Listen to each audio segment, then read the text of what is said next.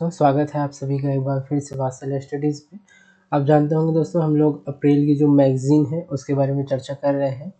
अप्रैल की जो विज़न की मैगज़ीन है उसके बारे में हम चर्चा कर रहे थे। तो दोस्तों मैंने पॉलिटी, इकोनॉमिक्स और इंटरनेशनल रिलेशन जो है वो ख़त्म कर दिया है। आज हम सिक्योरिटी की बात करेंगे, सुरक्षा की बात करेंगे। जो हमारा अप्रैल मैगज़ीन है उसमें कौन कौन से जो इम्पोर्टेंट आर्टिकल आए थे उसके बारे में हम यहाँ पे बात करने की कोशिश करेंगे। तो चलिए देखते हैं दोस्तों, हमारा सबसे पहला टॉपिक है जम्मू कश्मीर में आतंकवाद। आप जानते हैं जो अभी 22 अप्रैल को पहलगाम जो अटैक हुआ उसको लेके जो है सुर्खियां बनी थी। आप देखेंगे कि सुर्खियों में क्यों, पाकिस्तान स्थित आतंकवादी संगठन लश्कर ए तैयबा से जुड़े संगठन द रेजिस्टेंस फ्रंट यानी टीआरएफ ने जम्मू और कश्मीर के पहलगाम स्थित बैसरन घाटी में 26 पर्यटकों की हत्या कर दी थी। उसके बाद ये जो मुद्दा है दोस्तों, ये जो न्यूज़ है वो चर्चाओं में आ गया था। तो देखिए इससे संबंधित तथ्य क्या है। कहा गया है कि प्रतिक्रिया स्वरूप भारत ने कई कदम उठाए, जैसे सिंधु जल समझौता जो है उसको निलंबित कर दिया गया। अटारी में एकीकृत चेक पोस्ट है दोस्तों, उसको बंद कर दिया जाता है। उसके बाद आप देखेंगे कि पाकिस्तानी नागरिक के जो सार्क वीज़ा है दोस्तों, जिस पे छूट दी गई थी सार्क वीज़ा, उसको हम लोग निरस्त कर देते हैं, रद्द कर देते हैं। उसके बाद पाकिस्तानी नागरिकों के लिए वीज़ा सेवाओं में को वो तत्काल तौर पे निलंबित कर दिया जाता है। मैंने ये जितने भी टॉपिक है दोस्तों, जैसे सिंधु जल विवाद, मैंने आपको इंटरनेशनल रिलेशन में भी पढ़ाया है। आप डिस्क्रिप्शन में आपको लिंक मिल जाएगा, उसका आप जाके देख सकते हैं। उसके बाद देखिए सार्क वीज़ा, ये भी मैंने आपको बताया है कि सार्क वीज़ा के तहत जो हम दोस्तों जो है वीज़ा देते हैं उसको अभी निलंबित कर दिया गया है तत्काल प्रभाव से। देखिए ये दोस्तों पहलगाम, ये लद्दाख है, ये जम्मू कश्मीर है, ये पहलगाम है। यहीं पे अटैक किया जाता है दोस्तों। आप देखते हैं बैसरन घाटी, जिसे इंडिया का स्विट्ज़रलैंड कहा जाता है, वहीं पे ये अटैक होता है। उसके बाद से चर्चाओं में आती है। तो चलिए हम आगे बात करते हैं जो इसके और क्या क्या डायमेंशंस हैं जो बताए गए हैं इस आर्टिकल्स में, उसके बारे में। चलिए, भारत ने दोस्तों आप सभी जानते होंगे ऑपरेशन सिंदूर चलाया। ऑपरेशन सिंदूर के ही बारे में बात किया गया है यहाँ पे। देखिए ऑपरेशन सिंदूर के तहत पाकिस्तान अधिकृत कश्मीर पीओके के अंदर 9 स्थानों पर सटीक हवाई हमले भी किए गए। इन हमलों में लश्कर ए तैयबा, जैसे मोहम्मद और जो आतंकवादी संगठन है, जैसे जिसको उनको निशाना बनाया जाता है। और आप देखेंगे दोस्तों जो जो जो मुजाहिदीन है, या आप देखेंगे मसूद जो अजहर है, उसके जो फैमिलीज़ हैं उनको भी बहुत गहरी तरह से वहाँ प्रभावित किया गया उन लोग को, यानी वहाँ भी अटैक किए गए। देखिए पाकिस्तान के प्रॉक्सी के रूप में कार्य करते हैं, उन पे अटैक किए गए। देखिए कश्मीर में जो आतंकवाद है उसका इतिहास अगर हम देखना चाहें तो पहला भारत पाकिस्तान युद्ध होता है दोस्तों बंटवारे के बाद 1947-48 में। तो देखिए उसके बाद होता ये है कि संयुक्त राष्ट्र युद्ध विराम की घोषणा कर देती है 1949 में। उसके बाद शांति स्थापित हो जाती है। उसके बाद आप और देखेंगे तो दूसरा भारत पाकिस्तान युद्ध होता है दोस्तों 1965 में। 1965 में जब ये युद्ध होता है तो नियंत्रण रेखा आप सभी जानते होंगे, LOC लाइन ऑफ कंट्रोल, वो स्थापित की जाती है, नियंत्रण रेखा हम जिसे बोलते हैं। उसके बाद जो कश्मीर में आतंकवाद की शुरुआत 1989 में, जो दोस्तों पाकिस्तान स्पॉन्सर्ड ही थी, ये पाकिस्तान प्रायोजित ही वहाँ पे होते थे, जो जम्मू कश्मीर है वहाँ पे। तो उसको देख सकते हैं आप। उसके बाद दोस्तों कारगिल युद्ध होता है 1999 में, आप उसको भी देख सकते हैं। ये भी दोस्तों आप जो जानते होंगे, जो हमारे जम्मू कश्मीर लद्दाख के जो ऊंचे स्थान है वहाँ पे उन्होंने कब्जा कर लिया था हमारे सैन्य अड्डों में। उसके बाद उरी हमला आप देखेंगे 2016 में, जब हमने सर्जिकल स्ट्राइक किया था। उसके बाद पुलवामा हमला हम देखेंगे, बालाकोट हवाई हमले 2016। उसके बाद दोस्तों जो पर्यटकों पर हमला हो जाता है पहलगाम में, तो ऑपरेशन सिंदूर हम चलाते हैं 2025 में। तो ये एक संक्षिप्त इतिहास रहा। उसके बाद देखिए दोस्तों कहा गया है कि कश्मीर में आतंकवाद की हालिया स्थिति क्या है। गृह मंत्रालय की एक रिपोर्ट है 2023-24 की वार्षिक रिपोर्ट के अनुसार 2019 में केंद्र शासित प्रदेश जम्मू कश्मीर में आतंकवादी व उग्रवादी हमलों में कमी आई है दोस्तों। यहाँ पे गृह मंत्रालय की रिपोर्ट में कहा गया है कि जो आतंकवादी हमले हैं उनमें कमी आई है। उसके बाद क्या कहा गया है दोस्तों, देखिए कहा गया है कि पर्यटन और अन्य अवसंरचना के विकास से संबंधित आर्थिक गतिविधियों में वृद्धि हुई है। इससे यह केंद्र शासित प्रदेश राजनीतिक स्थिरता और आर्थिक समृद्धि की ओर बढ़ रहा है। तो देखिए दोस्तों, ये जो है आर्थिक समृद्धि है, अपनी जो विकास है उसको प्राप्त कर रहा है। तो उसके बाद देखेंगे, विशेषज्ञों का मानना है कि हालिया हमले जम्मू और कश्मीर की विकास यात्रा को पटरी से उतारने, भारत के अन्य हिस्सों में भी सांप्रदायिक जो वैमनस्यता है उसको पैदा करने का पाकिस्तान के घिनौना, आप समझ सकते हैं कि इंटेंट था उसके पीछे। चलिए इसके बाद हम देखते हैं दोस्तों, जम्मू कश्मीर में आतंकवाद के लिए जिम्मेदार कारक क्या है, उसके बारे में हम बात करते हैं कि कौन कौन से ऐसे कारक हैं जो आतंकवाद को बढ़ाने का कार्य करते हैं। जैसे कुछ बाह्य कारक है और कुछ आंतरिक कारक है। सबसे पहले हम बाह्य कारकों की बात करते हैं। बाह्य कारक में कहा गया दोस्तों कि पाकिस्तान का प्रॉक्सी युद्ध। अब प्रॉक्सी युद्ध क्या है, देखिए, पाकिस्तान की सरकारी एजेंसियां जैसे कि लश्कर तैयबा, जो दोस्तों ये अलग रखिएगा कि सरकारी एजेंसियां हैं वो लश्कर तैयबा, जो जैश ए मोहम्मद है, हिजबुल मुजाहिदीन है, द रेजिस्टेंट फ्रंट है, जैसे समूहों को प्रशिक्षण, हथियार और सुरक्षित ठिकाने और लॉजिस्टिक जो दोस्तों सहायता है वो प्रदान करती है। देखिए वहाँ की सरकारी एजेंसियाँ। इसके बाद कहा गया है कि भारत के खिलाफ अपने हाइब्रिड युद्ध के हिस्से के रूप में करता है उसका उपयोग, क्योंकि उसे सीधे सैन्य टकराव में भारत को हराना मुश्किल लगता है। इसलिए दोस्तों ये जो प्रॉक्सी युद्ध है, यानी जो आप समझ सकते हैं कि खुला युद्ध ना करना, उसको ही प्रॉक्सी युद्ध कहते हैं।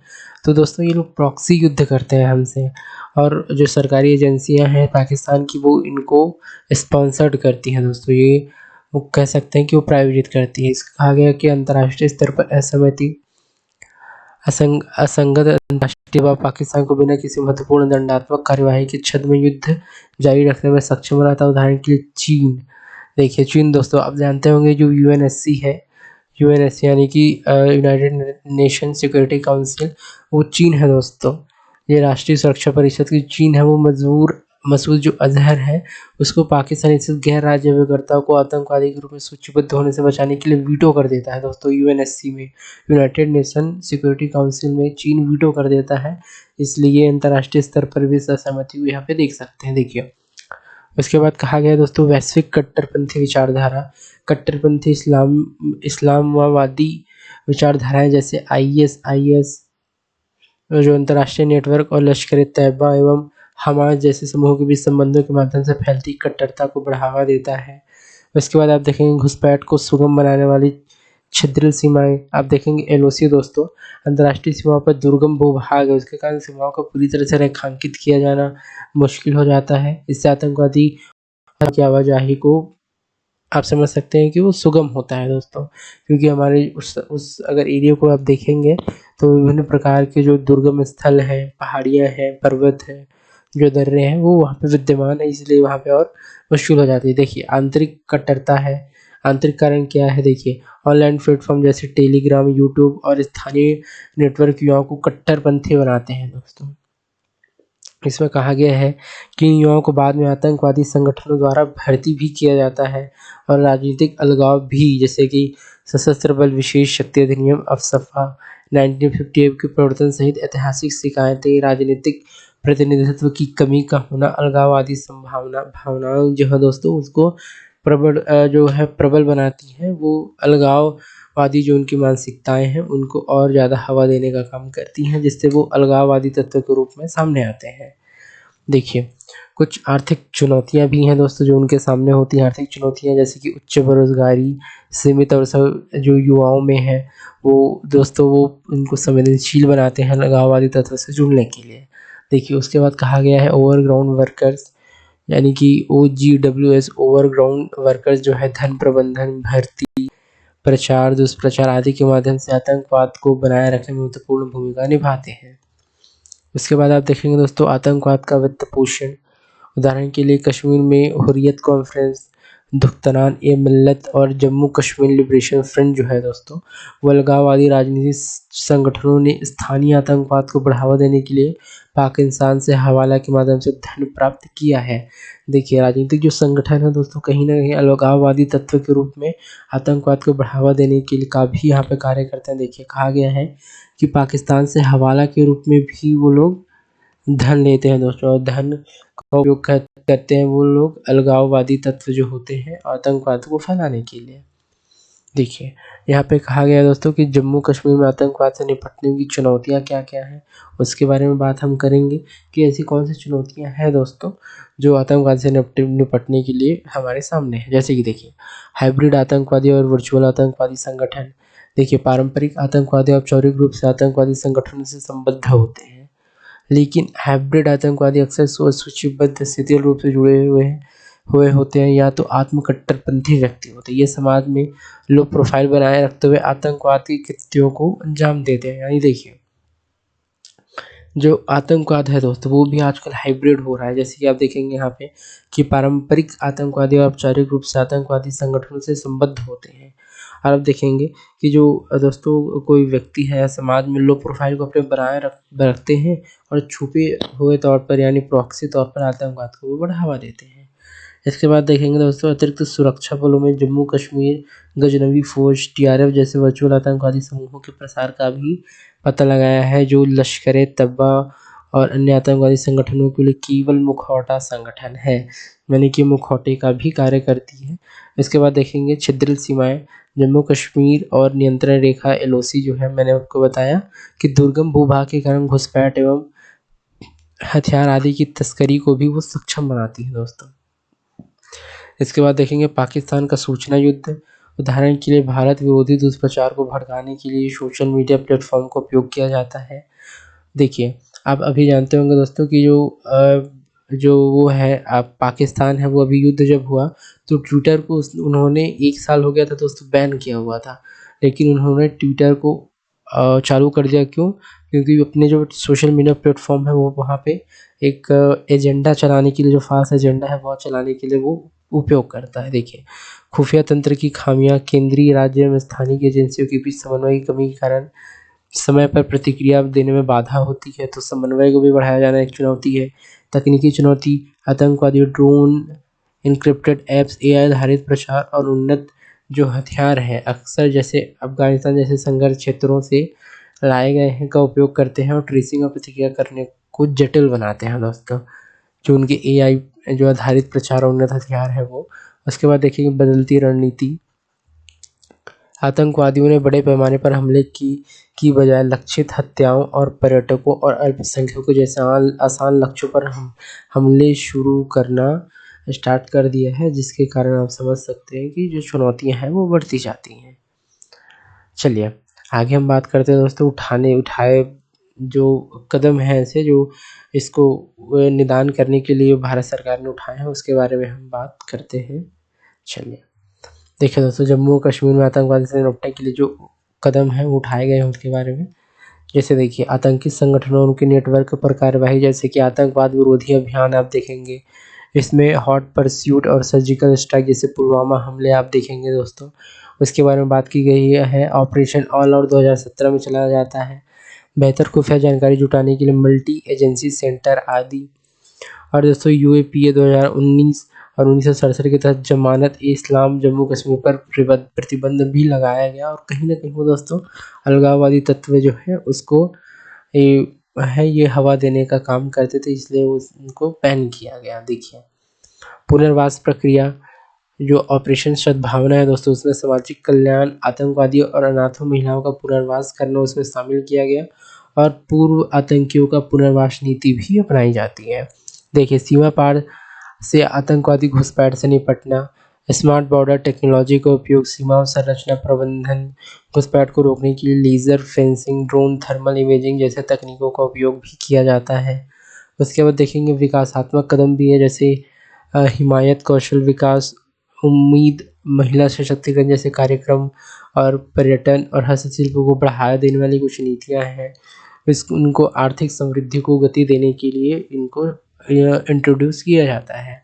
जैसे देखिए, बड़े पैमाने पर अवसंरचना के निर्माण, उदाहरण के लिए चिनाब ब्रिज, वंदे भारत ट्रेनों का संचालन, ये आदि दोस्तों वो है, वो पर्यटन को बढ़ावा देने के लिए भी ये मदद करते हैं, और भारत सरकार के द्वारा ये चलाए जा रहे हैं बहुत अच्छे स्तरों पे। देखिए, अब राजनीतिक स्तर पर क्या हो सकता है दोस्तों, यहाँ देखिए, अनुच्छेद 370 का निरसन हमने किया। उसके बाद की परिसीमन की प्रक्रिया, स्थानीय शासन और समय पर चुनाव के माध्यम से लोकतांत्रिक प्रक्रियाओं को बहाल करने के भी प्रयास हमने किए। उसके बाद देखिए दोस्तों कूटनीतिक स्तर पर हमने क्या किया।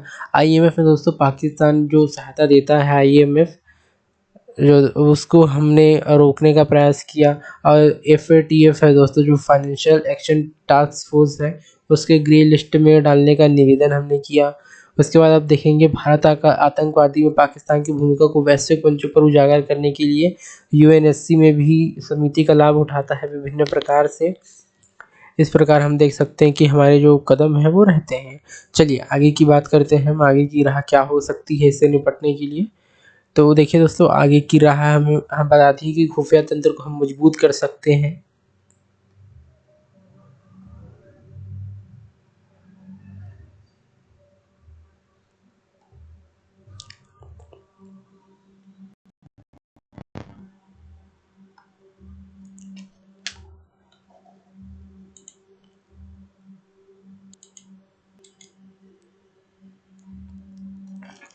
तो दोस्तों खुफिया तंत्र के अंतर्गत क्या आता है, जैसे कि आप देखेंगे साइबर कट्टरता, ड्रोन खतरे, अवैध वित्त पोषण से निपटने के लिए अंतर एजेंसी समन्वय को हम बढ़ा सकते हैं दोस्तों।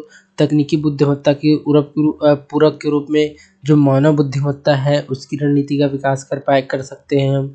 सीमा सुरक्षा देखिए, घुसपैठ और तस्करी को रोकने के लिए नियंत्रण रेखा पर स्मार्ट फेंसिंग, थर्मल इमेजिंग, निगरानी का तेजी से कार्यान्वयन कर सकते हैं।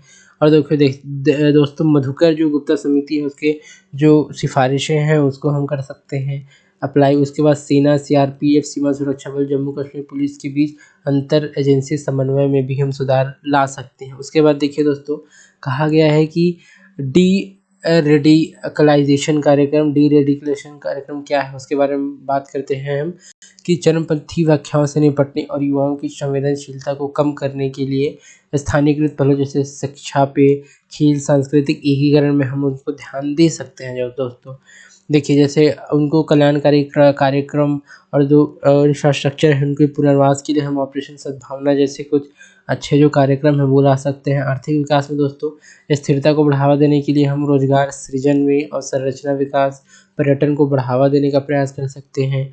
और राजनीतिक प्रक्रियाओं में दोस्तों स्वतंत्र और निष्पक्ष चुनाव आयोजित करके उनके जो राजनीतिक अलगाव जो वो महसूस करते हैं उनको हम दूर कर सकते हैं। लोकतांत्रिक विश्वास को हम फिर से बहाल कर सकते हैं।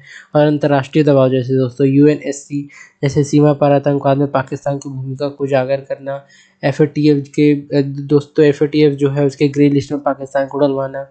देखिए पाकिस्तान पर अपने क्षेत्र में संचालित गैर राज्य अभिकर्ताओं पर अंकुश लगाने के लिए दबाव डालने हेतु समान विचारधारा वाले देश जैसे दोस्तों सऊदी अरब, UAE का समर्थन भी हम ले सकते हैं, क्योंकि दोस्तों वो हमारे जैसे ही दृष्टिकोण रखते हैं और आतंकवाद को ख़त्म करने के लिए हम उनसे मदद ले सकते हैं। दोस्तों देखिए भारत का रक्षा निर्यात की हम बात करते हैं, वो आर्टिकल हमारा ख़त्म होता है।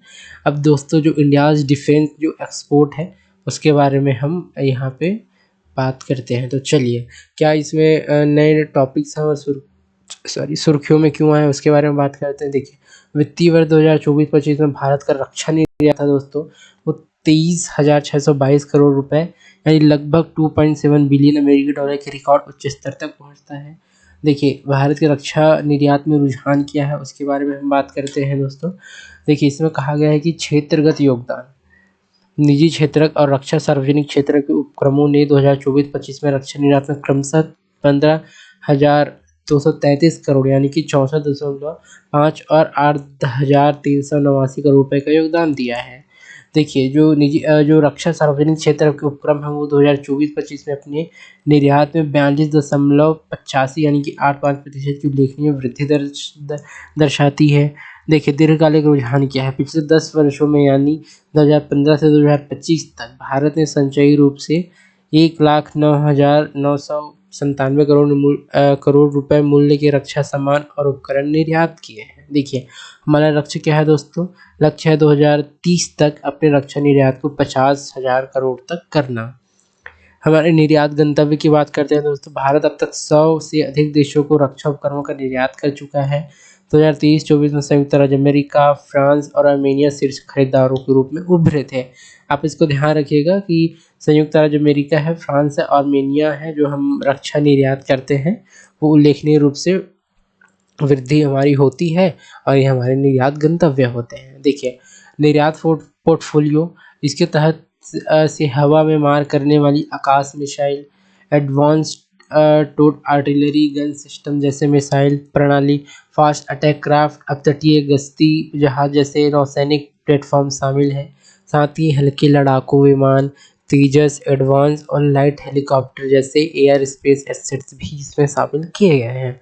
देखिए आगे का दोस्तों जो फ्लो चार्ट है उसमें कहा गया है कि भारत द्वारा रक्षा उपकरण निर्यात, फिर जैसे कि आर्मीनिया देखिए, Akash air defence missile Pinaka, multi launch rocket system, artillery guns, Swathi weapon locating radars आदि।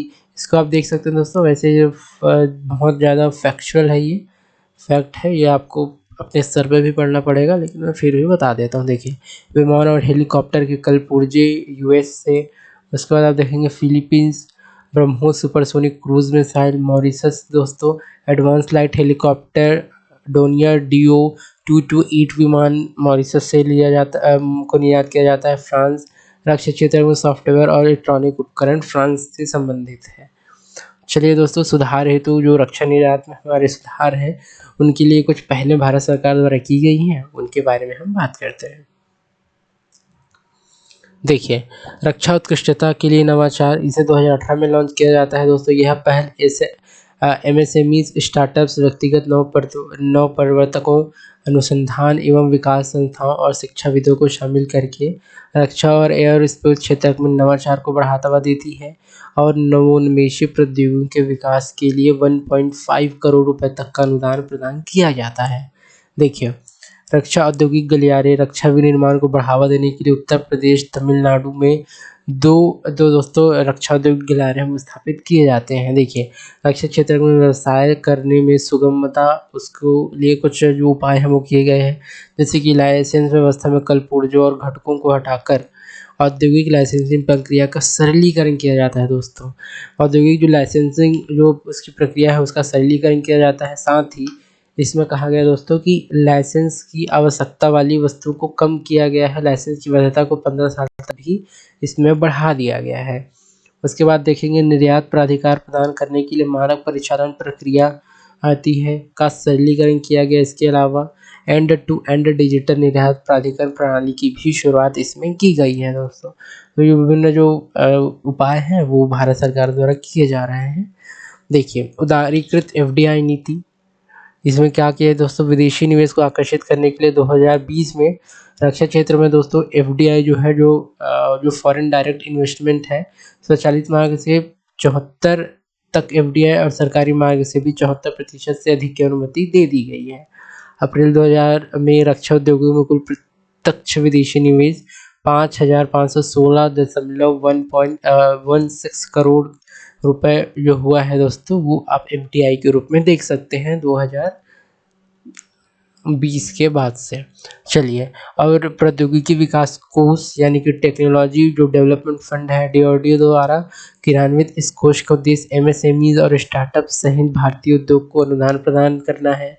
और दोस्तों सृजन पोर्टल भी लाया जाता है। यह एक one stop shop online portal है। यह विक्रेताओं को उन वस्तुओं को प्राप्त करने हेतु उन तक पहुंच प्रदान करता है दोस्तों। यहाँ एक्सेसिबिलिटी की बात की गई है देखिए, और ताकि उनका स्वदेशीकरण किया जा सके। देखिए दोस्तों जो भारत में रक्षा निर्यात है, हमारे जो एक्सपोर्ट है, जो डिफेंस एक्सपोर्ट है, उसमें अभी भी कुछ चुनौतियाँ विद्यमान हैं। तो हम कुछ चुनौतियों के बारे में भी बात करते हैं।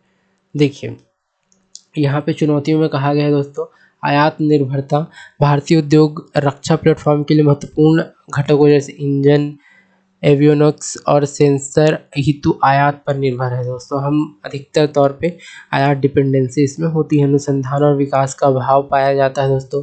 AI संचालित सिस्टम, हाइपरसोनिक मिसाइल और स्टील प्रौद्योगिकियों सहित उन्नत प्रौद्योगिकियों के लिए अनुसंधान और विकास का अभी भी अभाव है दोस्तों। हमारे पास अनुसंधान और विकास अभी उतने उच्च स्तर पर नहीं हो पाए हैं। देखिए वैश्विक अभिकर्ताओं से प्रतिस्पर्धा, भारत के रक्षा निर्यात को संयुक्त राज्य अमेरिका, रूस, फ्रांस जैसे स्थापित वैश्विक अभिकर्ताओं से कड़ी प्रतिस्पर्धा का सामना करना पड़ता है। उनके पास दोस्तों कंपैरेटिवली अधिक रिसोर्सेज हैं, अधिक उन्नत है प्रौद्योगिकी स्तर पर। तो कहीं ना कहीं दोस्तों वो हमारे जो प्रतिस्पर्धा है वो कहीं न कहीं वो एक चुनौती का कारण करती है। देखिए, चुनौतियों में गुणवत्ता संबंधी धारणाओं पर नियंत्रण पाना और स्टेल्थ लड़ाकू विमानों और अत्याधुनिक मानव रहित हवाई वाहनों जैसे उन्नत प्लेटफ़ॉर्म में तकनीकी अंतराल को दूर करना भी शामिल है।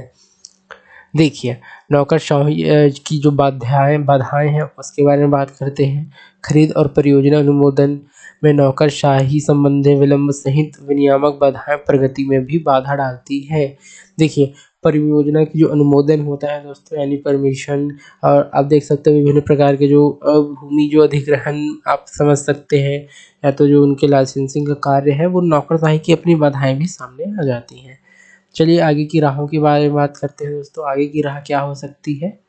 चलिए देखते हैं आगे की राह। देखते हैं संपूर्ण रक्षा प्रणाली प्लेटफ़ॉर्म को के निर्यात को बढ़ावा देना, यानी कि आप देख सकते हैं दोस्तों जो संपूर्ण रक्षा प्रणाली है, प्लेटफ़ॉर्म्स के निर्यात को भी बढ़ावा देना आप समझ सकते हैं कि आगे की राह हो सकती है। जैसे अफ्रीकी महाद्वीप, दक्षिण पूर्व एशिया और लैटिन अमेरिका क्षेत्र के देश संपूर्ण रक्षा प्रणाली प्लेटफ़ॉर्म्स के निर्यात हेतु संभावित बाज़ार हमारे बन सकते हैं। ऐसे देश निर्यात को बढ़ावा देने हेतु एक्सिम बैंक से एक वित्त पोषण तंत्र, क्रेडिट लाइन प्रदान करने बढ़ाने की आवश्यकता भी हो सकती है। देखिए उसके बाद कहा गया है कि उभरते रक्षा केंद्रों के साथ दीर्घकालीन साझेदारी भी हम बना सकते हैं। जो उभरते जो रक्षा केंद्र है दोस्तों उसके कारण जैसे कि आप देखेंगे ऑस्ट्रेलिया, यूएई जो है, सऊदी अरब है, दक्षिण कोरिया है। दोस्तों ये अपने कुछ दशक में या तो उन्होंने रक्षा निर्यात को बढ़ाया है या बढ़ाए जाने की पोटेंशियल है, उससे भी हम साझेदारी बना सकते हैं। देखिए, रक्षा मंत्रालय को घरेलू रक्षा उद्योग के साथ मिलकर इन देशों में ऐसे अवसरों की पहचान करनी चाहिए जो संयुक्त विनिर्माण के लिए साझेदारी बनाने में भारतीय कंपनियों की सहायता करते हैं। ऐसे हमको अपॉर्चुनिटी खोजने चाहिए या उनका पहचान करने चाहिए दोस्तों। तो चलिए आगे बात करते हैं हम। आगे है दोस्तों उप प्रणालियों की आपूर्ति पर ध्यान केंद्रित करना, जैसे कि घटक है और जो उप प्रणालियों की आपूर्ति, मैंने आपको बताया कि आयात पर हम अधिक निर्भर होते हैं। जो घटक हैं, जो कंपोनेंट्स एलिमेंट्स हैं उसके ऊपर कहा गया है दोस्तों कि अत्याधुनिक रक्षा उपकरणों का निर्माण करने वाली विकसित राष्ट्र अक्सर अपनी वैश्विक आपूर्ति श्रृंखला को उन देशों में स्थापित करते हैं जहाँ उत्पादन लागत कम होती है। भारत के लघु और मध्यम रक्षा निर्माता अपनी उत्पादन गुणवत्ता, तकनीकी दक्षता और प्रमाणन में सुधार कर वैश्विक आपूर्ति श्रृंखला का हिस्सा बन सकते हैं और साथ ही प्रमुख रक्षा विनिर्माताओं को ऑफसेट दायित्वों को पूरा करने में भी सहयोग कर सकते हैं। यानी दोस्तों उत्पादन गुणवत्ता, तकनीकी दक्षता और प्रमाणन में सुधार कर हम वैश्विक जो आपूर्ति श्रृंखला है वो कहीं न कहीं उसमें अपना रोल प्ले कर पाएंगे। चलिए दोस्तों हम अगले अपने आर्टिकल्स की बात करते हैं। मैं थोड़ा सा जल्दी करने का प्रयास करूँगा क्योंकि हम थोड़े पीछे चल रहे हैं इससे लेक्चर से अपने। तो देखिए दोस्तों जैविक हथियार अभिसमय यानी कि बायोलॉजिकल वेपन्स कन्वेंशन जो हुआ था उसके बारे में बात की गई है। उसके सुर्खियों में क्यों रहा था दोस्तों? सुर्खियों में आप देख सकते हैं संयुक्त राष्ट्र निशस्त्रीकरण मामलों के कार्यालय ने जैविक हथियार अभिसमय की 50वीं वर्षगांठ मनाई। अब 50वीं वर्षगांठ मनाई तो ये सुर्खियों में आ गई थी। तो चलिए दोस्तों जो जैविक हथियार अभिसमय है उसके बारे में हम बात कर लेते हैं। देखिए इसका औपचारिक नाम क्या है? सबसे पहले थोड़ा सा लंबा है। जीवाणु जन्य जैविक और विषाक्त हथियारों के विकास, उत्पादन, भंडारण पर प्रतिबंध तथा उनके विनाश पर अभिसमय। बहुत अधिक ध्यान देने की जरूरत नहीं है, आपने निशस्त्रीकरण मामलों के कार्यालय के नाम से भी आप उसको संबोधित करेंगे तो ये इनफ होगा। देखिए दोस्तों इसकी उत्पत्ति किस प्रकार होती है, सबसे पहले उस पर हम नज़र डालते हैं। कहा गया है कि 1969 से 1971 तक जिनेवा स्विट्जरलैंड में 18 राष्ट्र निशस्त्रीकरण समिति तथा निशस्त्रीकरण समिति के सम्मेलन के अधीन वार्ता हुई थी। दोस्तों 1972 में हस्ताक्षर किए जाते हैं, 26 मार्च 1975 को ये लागू होता है। 188 सदस्य देशों और 4 हस्ताक्षरकर्ता देश आप देखेंगे मिस्र, हैती, सोमालिया, सीरिया के साथ लगभग सार्वभौमिक सदस्यता। भारत ने 2074 में इसमें हस्ताक्षर किया जाता है और इसका अनुसमर्थन भारत द्वारा किया जाता है। देखिए उसके बाद देखिए दोस्तों इसकी संचालन की जो समीक्षा है उसके लिए जो पक्षकार देश लगभग 5 वर्ष में बैठक करते हैं। और दोस्तों जो इसके पक्षकार देश है यह सुनिश्चित करने का प्रयास किया है कि यह अभिसमय लागू होने के बाद विज्ञान, प्रौद्योगिकी, राजनीति और सुरक्षा से आए बदलावों के बावजूद प्रासंगिक व प्रभावी बने रहेंगे। ये जो हमने ये अभिसमय की बात की। देखिए दोस्तों शब्दावली की सबसे पहले हम जैविक हथियार क्या है उसके बारे में आपको संक्षेप में बता देता हूँ। जैविक हथियार वो हैं दोस्तों ऐसे हथियार जिनका उपयोग रोग पैदा करने वाले सूक्ष्म जीवों जैसे कि बैक्टीरिया, वायरस, फफूंदी, प्रायोन या रिकेट्सिया या विषाक्त पदार्थ जो पशु, पौधे, सूक्ष्म जीवों से प्राप्त होते हैं का प्रसार करके दुनिया भर में मानवों, जानवरों या पौधों को नुकसान पहुंचाने या मारने के लिए उसका प्रयोग हो सकता है, उसको हम जैविक हथियार कहते हैं। देखिए, आप समझ गए होंगे जैविक हथियार क्या है। इसके मुख्य तथ्य के बारे में हम बात करते हैं। यह प्रथम बहुपक्षीय निशस्त्रीकरण संधि है दोस्तों। इसमें जो आप देखेंगे कि जिसके तहत सामूहिक विनाश के हथियारों पर एक पूरी श्रेणी पर दोस्तों प्रतिबंध लगाया गया है। यह इसके बाद देखेंगे यह जैविक और विषाक्त हथियारों के विकास, उत्पादन, अधिग्रहण, हस्तांतरण, भंडारण एवं उपयोग पर प्रभावी रूप से प्रतिबंध लगाता है। देखिए, इसके उत्पादन पर, अधिग्रहण पर, हस्तांतरण पर इस चीज़ों को आप ध्यान में रखेंगे। देखिए, यह 1925 के जेनेवा प्रोटोकॉल का पूरक है जिसमें केवल जैविक हथियारों के उपयोग पर प्रतिबंध लगाया गया था। उसके बाद आप देखेंगे दोस्तों कार्यान्वयन सहायता इकाई समीक्षा सम्मेलन द्वारा सहमत बैठकों, व्यापक कार्यान्वयन और विस्मय के सार्वभौमिकरण के लिए प्रशासनिक सहायता प्रदान करेगी जो कार्यान्वयन सहायता इकाई है वो दोस्तों। चलिए आगे हम बात करते हैं दोस्तों।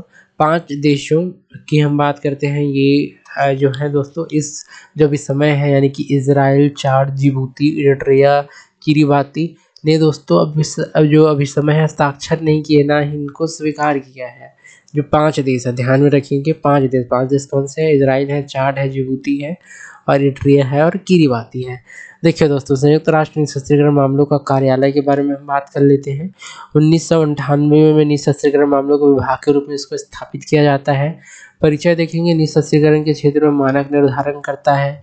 महासभा के लिए महासभा के रूप में इसकी प्रथम समिति निशस्त्रीकरण आयोग और निशस्त्रीकरण सम्मेलन के माध्यम से महत्वपूर्ण एवं संगठनात्मक सहयोग भी प्रदान करता है। उसके बाद देखेंगे सैनिक मामलों पर संवाद, पारदर्शिता, विश्वास निर्माण के माध्यम से निशस्त्रीकरण के उपायों को ये बढ़ावा देता है। देखिए, क्षेत्रीय निशस्त्रीकरण को भी प्रोत्साहित करता है। जो रीजनल जो दोस्तों निशस्त्रीकरण है उसको भी प्रोत्साहित करने का काम करता है। देखिए, इसके बाद देखेंगे यह सदस्य देश अंतर्राष्ट्रीय समझौतों आदि से जुड़े पक्षकारों को बहुपक्षीय निशस्त्रीकरण से जुड़े मुद्दों, निष्पक्ष, सटीक और अपडेटेड जानकारी प्रदान करता है। देखिए, इसके बाद कह रहा दोस्तों यह संघर्ष के बाद घटनाक्रमों और उपायों जैसे पूर्व सैन्य कर्मियों को निरस्त करना, उनकी सेवा मुक्ति करना और उन्हें नागरिक समाज में दोबारा शामिल करना में भी परिवर्तन के रूप में इसको देखा जाता है। तो चलिए आगे बात करते हैं दोस्तों। आगे देखिए, आप भारत द्वारा कौन से कदम उठाए गए हैं जैविक हथियार अभी समय को लेके उसको लागू करने के लिए, हम उसके बात कर लेते हैं बहुत शॉर्ट में। देखिए, खतरनाक सूक्ष्म जीव अनुवांशिक रूप से संशोधित इंजीनियर्ड जीवों कोशिकाओं का निर्माण, उपयोग, आयात निर्यात, भंडारण नियम 1989 लाया जाता है। रूल थोड़ा सा लंबा है, बहुत अधिक इसको याद रखने की ज़रूरत नहीं है, लेकिन अगर शॉर्ट भी आपको याद रहेगा कि इस खतरनाक जो सूक्ष्म जीव है उनके जो आयात है, निर्यात है, उनका उपयोग है, भंडारण से संबंधित नियम, इतना बहुत रहेगा।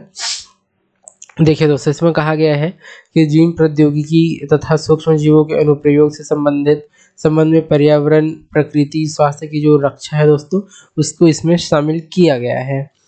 इसके बाद हम देखेंगे दोस्तों सामूहिक विनाश के हथियार और उनकी आपूर्ति प्रणाली, गैर कानूनी गतिविधियों का निषेध अधिनियम 2005 में जिसको अधिसूचित किया जाता है उसके बारे में भी हम संक्षिप्त में देख लेते हैं।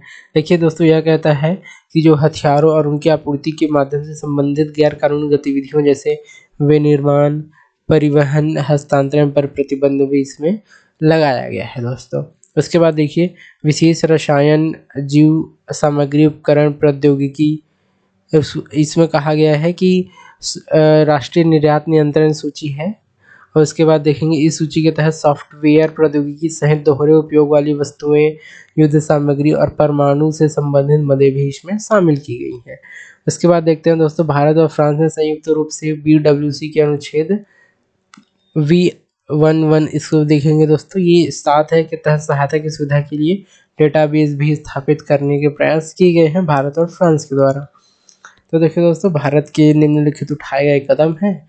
और दोस्तों सबसे पहले अब इसकी चुनौतियों की हम बात करते हैं की जो BWC है यानी कि जो निशस्त्रीकरण जो दोस्तों अभी समय है उसकी चुनौतियाँ क्या-क्या हैं। चलिए, सत्यापन तंत्र का अभाव है दोस्तों सबसे पहले तो। उसके बाद देखेंगे आप कि जैव विज्ञान में एक ही तकनीकी या सामग्री का उपयोग दोस्तों जीवन को बचाने या जीवन लेने दोनों के लिए उपयोग किया जाता है। अब दोस्तों इसकी दोहरी प्रकृति बन जाती है। दोहरी प्रकृति में यह पहचानना दोस्तों अविश्वसनीय रूप से मुश्किल हो जाता है कि कोई देश या समूह शांतिपूर्ण अनुसंधान कर रहा है या जैविक हथियार को विकसित कर रहा है। खासतौर पर एक लेखा-जोखा आधारित यानी अकाउंटिंग ड्रिवन दृष्टिकोण से देखा जाए, यह कारण है कि अन्य प्रमुख निशस्त्रीकरण संधियों की तुलना में जैविक निशस्त्रीकरण संधियों को लागू करना और सत्यापन करना कहीं अधिक जटिल हो जाता है।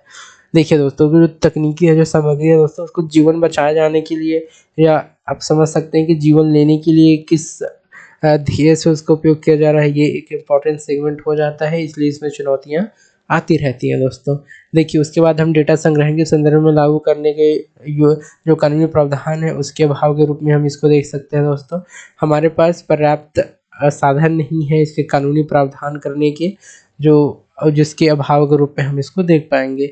देखिए, इसके बाद कहा गया दोस्तों, सीमित संस्थागत सहायता कार्यान्वयन सहायता इकाई कर्मचारियों की कमी केवल 9वें समीक्षा सम्मेलन में ही संभव हो सका। तो आप देख सकते हैं यहाँ भी एक चुनौतियाँ हैं।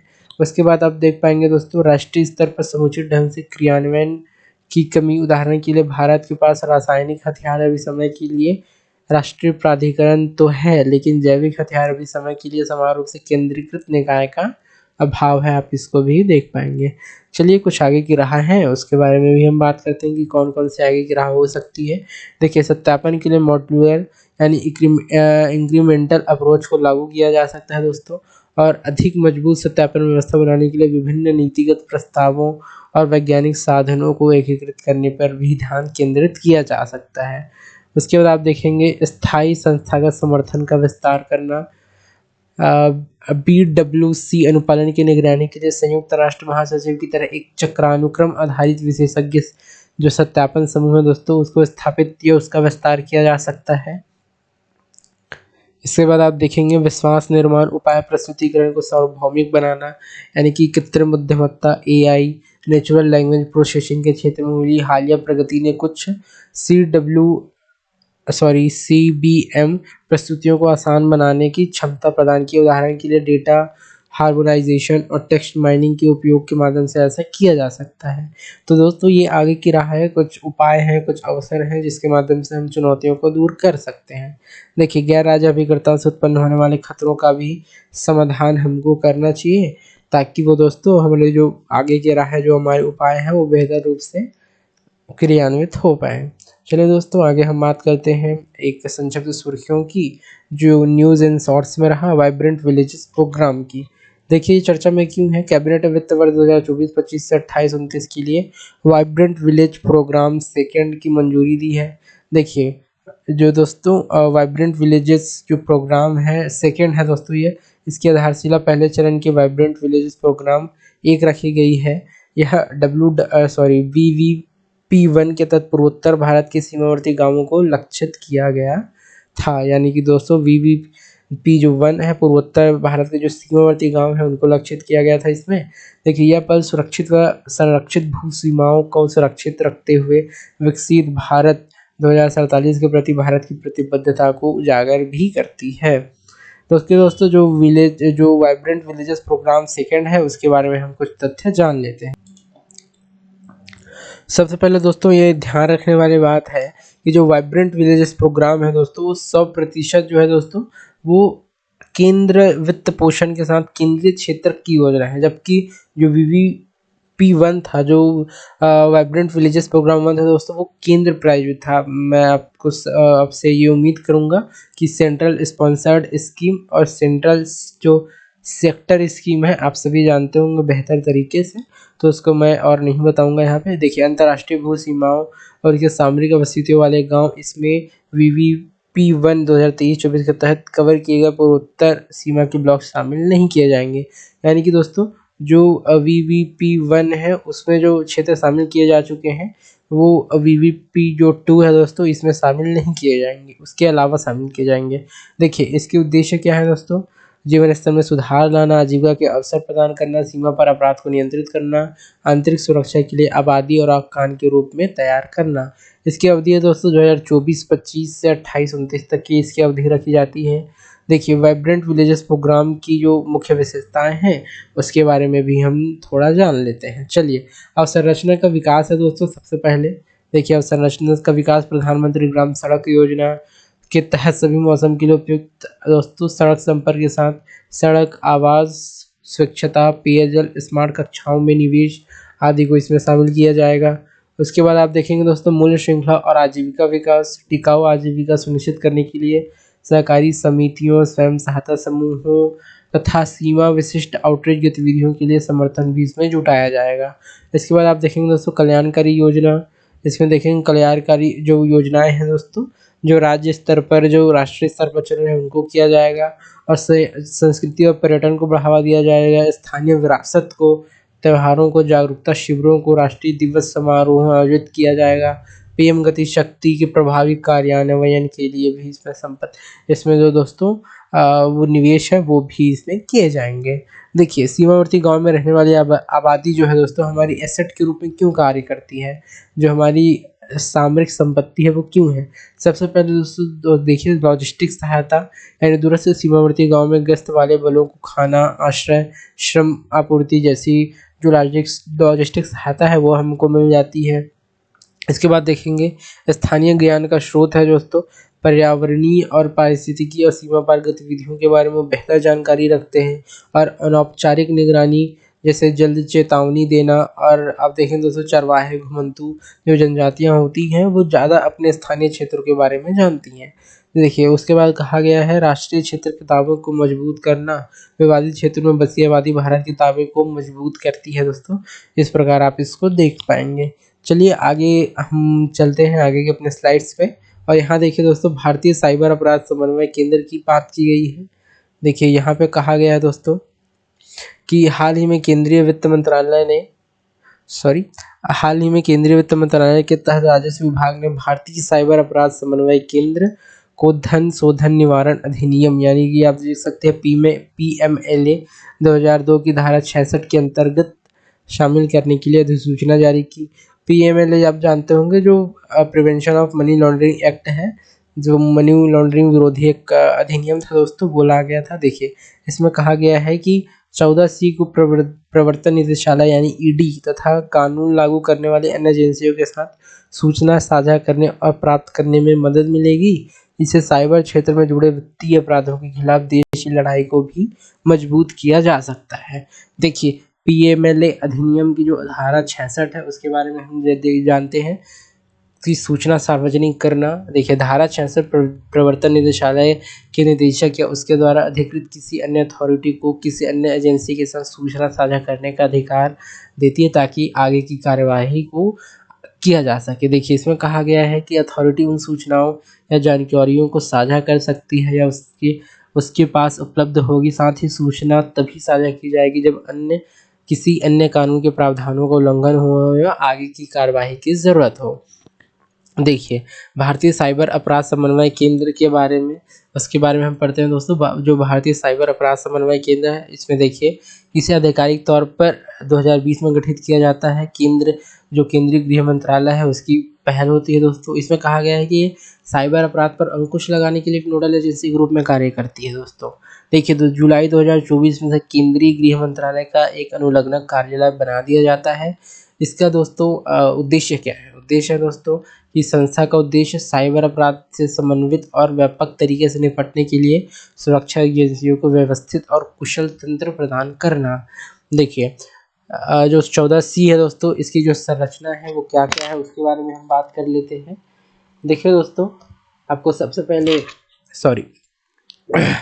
तो इसकी दोस्तों 14C की संरचना यानी कि national cyber crime reporting portal, national cyber crime threat analytics unit, ये थोड़ा सा फैक्चुअल है दोस्तों, इसको आपको इग्नोर करेंगे फिर भी चलेगा।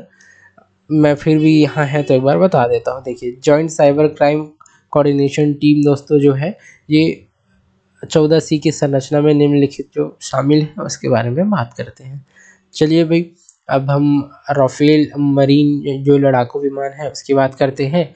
सुर्खियों में क्यों आता है? सुर्खियों में इसलिए आता है क्योंकि केंद्र ने फ्रांस से 26 राफेल जो है दोस्तों उसकी जो सौदे हैं उसकी मंजूरी दे दी है। इस लड़ाकू विमानों का इस्तेमाल भारतीय नौसेना द्वारा किया जाता है। इन्हें देश के पहले स्वदेशी विमान वाहक पोत INS विक्रांत पर तैनात जो है किया जाएगा। इसके बाद देखिए दोस्तों, पहले से खरीदे गए 36 राफेल जेट विमानों का उपयोग भारतीय वायुसेना द्वारा किया जा रहा है। हम सबसे पहले दोस्तों जो राफेल जो विमान है उसके बारे में बात करते हैं कि वो राफेल विमान है क्या।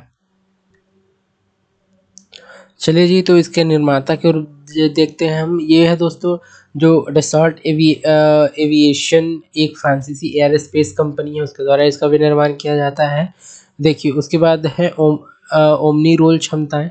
इसका अर्थ है कि एक ही विमान सभी प्रकार के युद्धक मिशनों जैसे वायु रक्षा, हमला, टोही, परमाणु प्रतिरोध आदि को अंजाम देने में सक्षम है। देखिए 4.5 पीढ़ी की अधिकतम गति 1.8 मैक की होती है। एक मैक कितने होती है दोस्तों? 1235 किलोमीटर प्रति घंटा एक मैक होती है। तो ये कितने मैक है? 1.8 मैक। तो आप इसको ध्यान में रखिएगा। चलिए अब हम आगे दोस्तों बात करते हैं जो नवीनतम पीढ़ी के विमान हैं उनके बारे में। चलिए इसमें कहा गया दोस्तों कि चौथी पीढ़ी के लड़ाकू विमान जो 70 और 80 के दशक में तो वो हवा से ज़मीन दोनों तरह की मारक क्षमता से युक्त थे।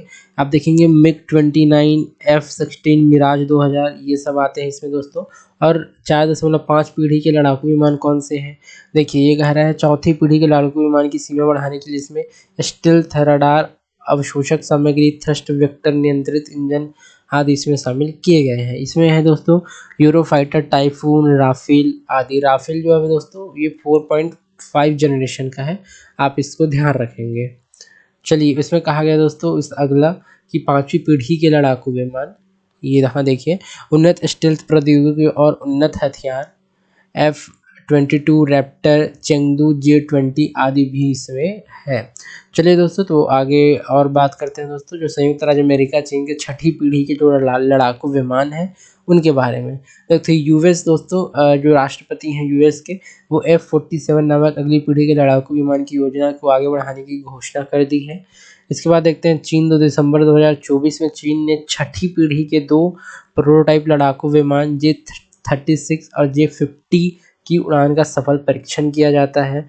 छठी पीढ़ी के लड़ाकू विमान आर्टिफिशियल इंटेलिजेंस, एकीकरण, हाइपरसोनिक क्षमताओं, मानव रहित क्षमताओं से लैस है दोस्तों। ये एक इम्पॉर्टेंट है कि वो AI इंटीग्रेटेड है। वो जो दोस्तों ह्यूमन रहित क्षमताओं से भी लैस है, वो यानी विदाउट ह्यूमन के भी वो एग्जीक्यूट हो सकते हैं। चलिए लॉन्ग रेंज ग्लाइडेड बम गौरव के बारे में हम बात करते हैं। ये दोस्तों DRDO ने लॉन्ग रेंज ग्लाइड बम गौरव का सफलतापूर्वक जो है परीक्षण वो किया जाता है। गौरव के बारे में क्या है दोस्तों खास? देखिए प्रकार लॉन्ग रेंज ग्लाइड बम जैसा है, वजन इसका 1000 किलोग्राम श्रेणी में आता है।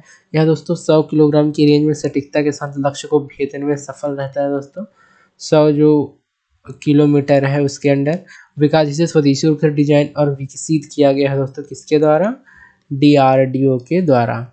चलिए तो आगे हम बात करते हैं दोस्तों मैक्स सेकेंड ADEW सिस्टम के बारे में बात करते हैं हम। DRDO ने आंध्र प्रदेश के कुर्नूल जिले में नेशनल ओपन एयर रेंज में max second A laser directed energy weapon system का सफलतापूर्वक यहाँ पे परीक्षण किया जाता है। इसके कारण ये सुर्खियाँ बनती हैं। देखिए इस परीक्षण के बाद संयुक्त राज्य अमेरिका, चीन, रूस के बाद भारत दुनिया का चौथा देश बन गया जिसके पास उन्नत लेजर हथियार क्षमता है। देखिए किसके बाद? यूएस है दोस्तों, चीन है, उसके बाद कौन है? रसिया है, उसके बाद दोस्तों इंडिया है। इंडिया ऐसा अपने आप में चौथा देश है दोस्तों जिसने उन्नत लेजर हथियार क्षमताएं विकसित की हैं। तो आप इसको ध्यान में रखेंगे। चलिए मैक्स सेकेंड ADEW सिस्टम क्या है उसके बारे में हम देखते हैं दोस्तों। देखिए इसे DRDO की हैदराबाद स्थित संस्था centre for high energy system and sciences ने स्वदेशी रूप से विकसित किया है। देखिए जो DRDO की हैदराबाद स्थित जो संस्था है दोस्तों, जो ब्रांच है उसने इसको विकसित किया है। तो इसके बारे में देखते हैं दोस्तों इसके लक्ष्य क्या है। यह ड्रोन, मिसाइलों और एयरक्राफ्ट को निष्क्रिय कर सकता है। सबसे अच्छी बात है दोस्तों इसकी विशेषताओं में कि एयरक्राफ्ट को, ड्रोन को, मिसाइलों को क्या कर सकता है? निष्क्रिय कर सकता है। कार्यप्रणाली क्या है? देखिए एक बार जब रडार या इनबिल्ट इलेक्ट्रो ऑप्टिकल सिस्टम द्वारा लक्ष्य का पता लगा दिया जाता है, तब तक यह सिस्टम उस लक्ष्य को निष्क्रिय करने के लिए तीव्र ऊर्जा युक्त 30 किलोवाट लेजर बीम छोड़ता है, जिससे संरचनात्मक विफलता होती है। देखिए दोस्तों, ये 30 किलोवाट जो है लेज़र बीम छोड़ने की बात करते हैं, उसके बाद से ये संरचनात्मक जो विफलता है इसको देखने को मिलती है। देखिए इसकी विशेषताएं हैं, अत्यधिक सटीकता से तीव्र गति से हमला करता है, इससे कुछ सेकंड के भीतर ही लक्ष्य जो है दोस्तों ध्वस्त हो जाता है। अधिक सटीकता है, इसकी सटीकता बहुत एग्जैक्ट और प्रिसाइज है दोस्तों, इसको आपको ध्यान देने की ज़रूरत है। चलिए आगे हम बात करते हैं दोस्तों DEW सिस्टम के महत्व के बारे में। तो देखिए इसके महत्व है दोस्तों, यहाँ आप देख पाएंगे उत्तर में सिस्टम का महत्व। युद्ध की आर्थिक संरचना में बदलाव की जो क्षमता है वो ये रखती है, यह महंगे गोला बारूद पर निर्भरता को कम करती है, साथ ही लक्ष्य के अलावा अन्य ऑब्जेक्ट्स के होने वाले नुकसान को भी ये कम कर सकती है। देखिए इलेक्ट्रॉनिक सिस्टम को निष्क्रिय करने की क्षमता, हाई पावर माइक्रोवेव हथियार बिना किसी भौतिक विनाश की इलेक्ट्रॉनिक सिस्टम, रडार और संचार को निष्क्रिय कर सकते हैं। देखिए हाई पावर माइक्रोवेव हथियार बिना किसी भौतिक विनाश की इलेक्ट्रॉनिक सिस्टम को दोस्तों ये ध्वस्त कर सकते हैं, निष्क्रिय कर सकते हैं। इसके बाद आप देखेंगे रक्षात्मक और आक्रामक दोनों उपयोगों के लिए, उदाहरण के लिए सामरिक वायु रक्षा, एंटी बैलिस्टिक मिसाइल रक्षा, एंटी सैटेलाइट मिशन की इसका उपयोग किया जा सकता है। कम शक्ति वाले लेज़र भीड़ नियंत्रण और समुद्री लुटेरों को रोकने में भी ये उपयोगी और मदद हो सकती है। देखिए दोस्तों ये पायरेसी में भी उपयोग इसका किया जाता है, जो आप दोस्तों जो मरीन पायरेसी देखते हैं, जो भीड़ नियंत्रण है उसमें भी ये दोस्तों नियंत्रण एक करने का एक उपयोगी सहायता या सहयोग इसमें हो सकता है। देखिए अब हम प्रोजेक्ट वर्षा की बात करते हैं। प्रोजेक्ट वर्षा चर्चा में क्यों रहा? देखिए प्रोजेक्ट वर्षा के अंतर्गत INS वर्षा 2026 तक बनकर तैयार हो जाएगा। ये दोस्तों जो न्यूज़ है वो आई थी, इसलिए ये चर्चा में बन गया था। 2026 तक दोस्तों ये आप कह सकते हैं 2026 तक इसके बन जाने की जो है संभावना है। इसके बारे में बात करते हैं तो दोस्तों प्रोजेक्ट वर्षा के बारे में, ये एक नौसैनिक परियोजना है।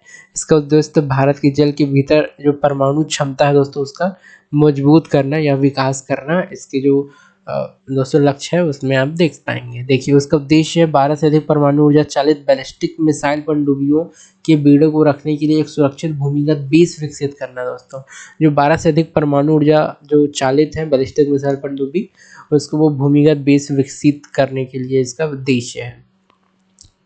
देखिए स्थान आंध्र प्रदेश का तटीय गांव रामबिल्ली, पश्चिमी तट की सुरक्षा के लिए कर्नाटक के करवार बेस प्रोजेक्ट सीबट के तहत विकसित किया गया है, जो प्रोजेक्ट वर्षा के समान है। प्रोजेक्ट वर्षा पूर्वी तट की सुरक्षा के लिए है। देखिए प्रोजेक्ट वर्षा तो पूर्वी तट के लिए है, लेकिन जो प्रोजेक्ट सीबट है दोस्तों पश्चिमी तट के लिए, आप इसको ध्यान में रखिएगा।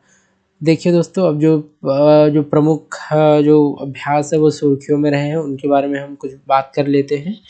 देखिए अभ्यास डेजर्ट फ्लैग 10, भारतीय वायुसेना ने अभ्यास डेजर्ट फ्लैग 10 में भाग लिया। यह एक प्रमुख बहुराष्ट्रीय वायु युद्ध अभ्यास है दोस्तों, ये UAE द्वारा आयोजित किया जाता है। उसके बाद ऑपरेशन अटलांटा के बारे में बात करते हैं। यूरोपीय संघ नौसैनिक बल के ऑपरेशन अटलांटा के भीतर भारतीय नौसेना के साथ संयुक्त अभ्यास का प्रस्ताव दिया है। इसके बारे में बात करते हैं दोस्तों, अटलांटा है क्या? यह ऑपरेशन शांति क्षेत्र में स्थिरता, समुद्री सुरक्षा के प्रयासों का समर्थन करता है। इसके कार्यों में समुद्री डकैती, मादक पदार्थों की तस्करी, गैर कानूनी तरीके से मछली पकड़ना जैसी गतिविधियों को भी रोकना है। देखिए यह ऑपरेशन पश्चिमी हिंद महासागर और लाल सागर क्षेत्र में संचालित किया जाता है दोस्तों। इसके बाद देखिए अभ्यास दस्तलिक के बारे में, ये अभी जो चर्चाओं में रहे हैं वही सारे अभ्यास हैं, उसके बारे में हम बात करते हैं। देखिए अभ्यास दस्तलिक के दोस्तों महाराष्ट्र के पुणे में दस्तलिक अभ्यास का 6ठा संस्करण होता है। यह भारत और उज्बेकिस्तान का वार्षिक संयुक्त सैन्य अभ्यास है दोस्तों। याद रखिएगा ये देश है जो यह दोनों देशों द्वारा बारी बारी आयोजित किया जाता है। उसके बाद बात करते हैं दोस्तों टाइगर जो ट्रायम्फम अभ्यास है उसके बारे में। ये थोड़ी सी अटपटा वाला हिंदी है दोस्तों, इसलिए प्रोनाउंसिएशन करने में मुझे थोड़ी कभी कभी दिक्कत आ जाती है। ट्रायम्फ के बारे में बात करते हैं। टाइगर ट्रायम्फ अभ्यास का 4था संस्करण विशाखापट्टनम तट पर शुरू हुआ। यह भारत और अमेरिका के बीच द्विपक्षीय त्रिसेवा मानवीय सहायता और आपदा राहत है दोस्तों। आपदा आप इसको कहते हैं डिजास्टर मैनेजमेंट। ये द्विपक्षीय त्रिसेवा मानवीय सहायता है तो ये दोस्तों इसके उद्देश्य क्या है, देखिए उद्देश्य है मानवीय सहायता, आपदा राहत कार्यों में भारत और अमेरिका की तीनों सेनाओं के बीच तालमेल और सहयोग को बेहतर बनाना। इसके बाद कहा जाता है दोस्तों एक संयुक्त समन्वय केंद्र स्थापित करने की मानक संचालन प्रक्रिया का निर्माण किया जाता है इसमें। उसके बाद हम अगला बात करते हैं दोस्तों, उसके बाद देखते हैं दोस्तों हम जो चर्चाओं में रही है उसके बारे में, इसको हम प्रोनाउंसिएशन कर सकते हैं दोस्तों एनियोकोस 25 के नाम से। थोड़ा सा अलग नाम है क्योंकि विदेशी है इसलिए थोड़ा सा फैमिलियर नहीं होंगे, मैं भी नहीं हूँ साथ साथ। देखिए भारतीय वायुसेना से ग्रीस में आयोजित बहुराष्ट्रीय हवाई अभ्यास एनी एनियोकोस 25 में भाग लिया है। इसके बारे में बात करते हैं दोस्तों, यह है ग्रीस की हेलेनिक एयर फोर्स द्वारा आयोजित एक वार्षिक बहुराष्ट्रीय हवाई अभ्यास है। इन अभ्यास का उद्देश्य अलग अलग देशों की वायु सेनाओं को अपना कौशल बढ़ाने, सामरिक ज्ञान साझा करने और सैन्य संबंधों को मजबूत करने के अवसर प्रदान करना है। तो देखिए दोस्तों ये लगभग हमारा जो सिक्योरिटी का जो टॉपिक था, सिक्योरिटी का दोस्तों जो अप्रैल जो मैगज़ीन है वो दोस्तों हमारा ख़त्म हो गया। सिक्योरिटी, पॉलिटी, इंटरनेशनल रिलेशन दोस्तों, इसके बाद इकॉनमी और सिक्योरिटी हमने सभी चर्चाओं जो सभी जो हमारे सेगमेंट्स उसके बारे में बारी बारी से हम चर्चा करते हुए आ रहे हैं और सिक्योरिटी भी ख़त्म हो गई है। देखिए दोस्तों इसके बाद हम इन्वायरमेंट में बात करेंगे, डिस्कशन वो करने का प्रयास करेंगे। तो प्लीज़ दोस्तों चैनल से जुड़े रहिएगा, चैनल को सब्सक्राइब कीजिएगा, लाइक कीजिएगा, शेयर कीजिएगा अपने दोस्तों के साथ। और दोस्तों लिंक आपको मेरे टेलीग्राम जो आईडी है दोस्तों, इसका लिंक आपको डिस्क्रिप्शन में मिल जाएगा, आप उससे प्लीज़ जुड़ जाइएगा क्योंकि जो पीपीटीज़ है जो इम्पोर्टेंट जो आप समझ सकते हैं अपडेट है वो वहाँ से आपको मिल जाएंगे। आज के लिए विदा लेते हैं दोस्तों, मिलते हैं और किसी वीडियो में, अगले वीडियो में मिलेंगे। तो आज के लिए बस इतना ही, थैंक यू, धन्यवाद, और प्लीज़ चैनल को सब्सक्राइब कीजिएगा, लाइक कीजिएगा, शेयर कीजिएगा। ओके दोस्तों, बाय।